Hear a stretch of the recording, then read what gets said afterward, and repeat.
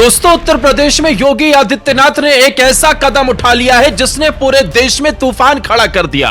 योगी के इस नए फैसले की चर्चा देश भर में हो रही है। अब अगर उत्तर प्रदेश में कोई भी अधिकारी फोन नहीं उठाता और तो और अगर वो आपको 10 मिनट में कॉल बैक नहीं करता तो उसके ऊपर सख्त एक्शन हो सकता है। उसकी फाइल योगी के टेबल पर पहुंचेगी और इसके लिए पूरा मैकेनिज्म तैयार किया जा रहा है। उत्तर प्रदेश में यह नया नियम लागू हो गया है और अब इसके तहत कोई भी अधिकारी किसी का फोन उठाने से बचेगा तो कार्रवाई तय समझिए। इस फैसले की पूरी कहानी मैं आपको बताऊं, लेकिन उससे पहले उत्तर प्रदेश से आ रही है बड़ी खबर जान लीजिए कि योगी आदित्यनाथ ने एक बार फिर से इतिहास बना दिया है। योगी वो कदम उठाने वाले हैं जो पूरी दुनिया में कोई नहीं कर पाया है। योगी दुनिया में पहले ऐसे संवैधानिक पद पर बैठे हुए व्यक्ति बनने जा रहे हैं जो विदेशों की यात्रा भगवा पहनकर करने जा रहे हैं। पैरों में सैंडल, भगवा वस्त्र, भगवा गमछा और देश के सबसे बड़े सूबे का मुख्यमंत्री 2 देशों की यात्रा पर जा रहा है। कितनी बड़ी यह मुलाकात होने वाली है वो जानने से पहले कमेंट में जय श्री राम जरूर लिखना। क्या आप भी मानते हैं कि योगी आदित्यनाथ ने उत्तर प्रदेश की तस्वीर बदल कर रख दी है? तो कमेंट में जरूर बताना।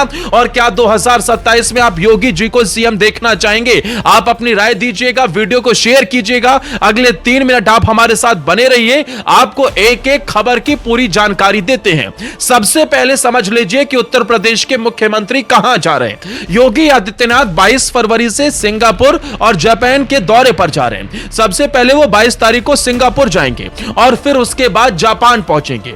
इस यात्रा में उनके पहनावे को लेकर चर्चा हो रही है, क्योंकि योगी आदित्यनाथ पूरी दुनिया में इकलौते ऐसे व्यक्ति हैं जो संवैधानिक पद पर बैठते हुए किसी दूसरे देश में भगवा वस्त्र पहनकर जा रहे हैं। वहां पर वो सिर्फ औपचारिक मुलाकातें होंगे, वहां बैठकें होंगी, बड़े बड़े लीडर से मुलाकात करेंगे।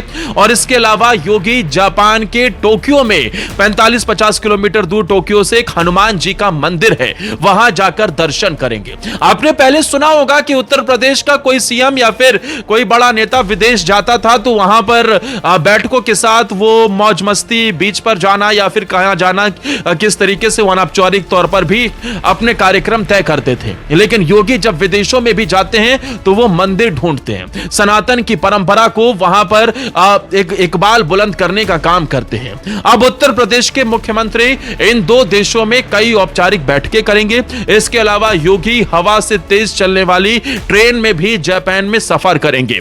जापान दौरे के दौरान वो मैग्लेव ट्रेन की परीक्षण की यात्रा से उन्हें भविष्य की हाई स्पीड और साथ ही घर्षण रहित रेल तकनीक को भी करीब से समझने का अवसर मिलेगा। भारत में और उत्तर प्रदेश में इन्वेस्टमेंट लाने के लिए योगी के जापान और सिंगापुर के दौरे को बेहद महत्वपूर्ण माना जा रहा है। अब समझिए योगी के पहनावे में बदलाव क्या आएगा। दरअसल उत्तर प्रदेश के मुख्यमंत्री योगी जब जापान जाएंगे तो जापान में जो पारंपरिक सैंडल आपने योगी जी को पहने हुए देखा होगा उसकी जगह वो जूता पहनेंगे। बाकी ऊपर से लेकर नीचे तक वही उनका भगवा वस्त्र ही रहेगा। यह दौरा औपचारिक कार्यक्रमों से जुड़ा और बैठकों से जुड़ा रहेगा, लेकिन पहनावे को लेकर लोगों में दिलचस्पी जरूर बढ़ गई है। जापान में सीएम योगी टोक्यो से करीब 45-50 किलोमीटर की दूरी पर हनुमान मंदिर जाएंगे। मंदिर दर्शन को लेकर भी चर्चा हो रही है। मुख्यमंत्री के इस दौरे को बेहद महत्वपूर्ण माना जा रहा है। विदेश दौरे के दौरान सिंगापुर और जापान के कई कार्यक्रमों में वो भाग लेंगे।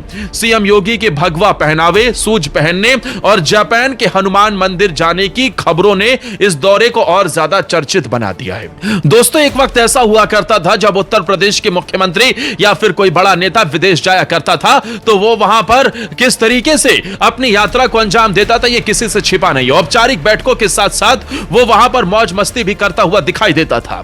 कई ऐसे नेताओं के साथ खबरें जुड़ती हुई भी नजर आई। लेकिन योगी आदित्यनाथ विदेशों में भी जाते हैं तो मौज मस्ती के लिए नहीं, यूपी को नंबर 1 बनाने के लिए जाते हैं। वो जाते हैं वहां पर सनातन का झंडा बुलंद करने के लिए। वो जाते हैं वहां पर औपचारिक बैठकों के साथ हनुमान मंदिर में दर्शन करने के लिए।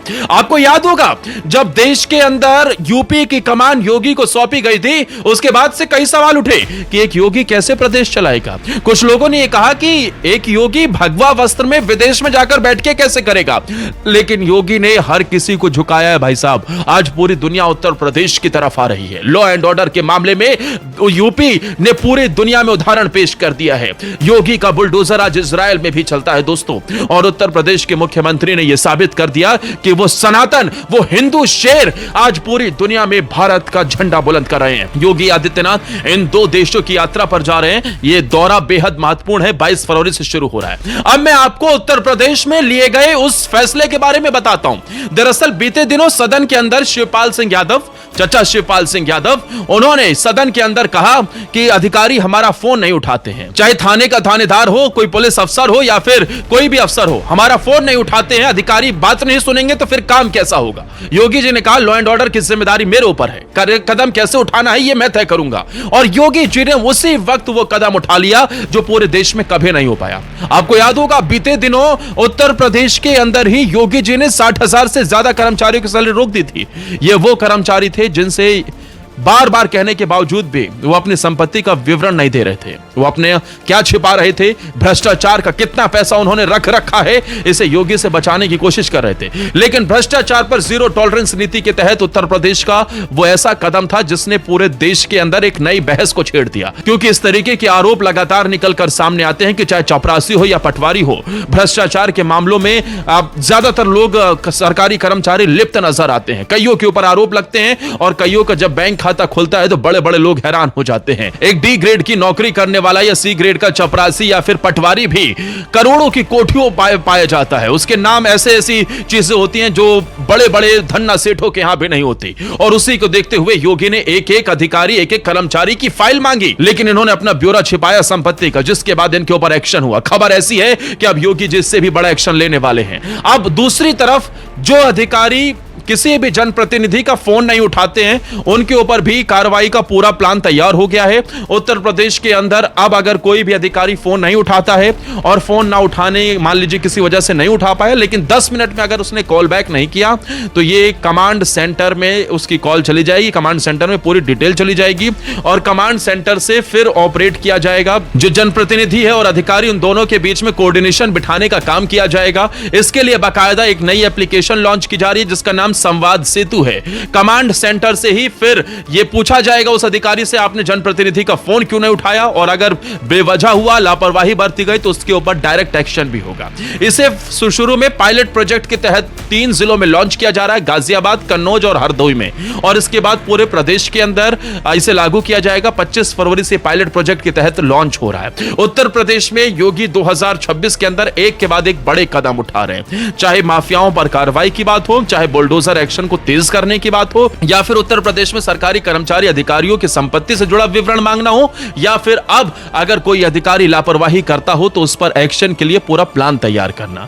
Yogi ji full on action mode में है। योगी जी के इस कदम पर आपका क्या कहना है, कमेंट में अपनी राय जरूर बताइएगा, क्योंकि उत्तर प्रदेश में बड़े पैमाने पर यह खबरें सुनने को मिलती हैं कि लोग फोन करते हैं, जनप्रतिनिधि फोन करते हैं, कोई नेता फोन करता है अपने लोगों का काम कराने के लिए, लेकिन अधिकारी नहीं सुनते हैं, पुलिस अफसर नहीं सुनते हैं। जिसके बाद अब योगी जी ने कहा है कि सुनना तो पड़ेगा भाई।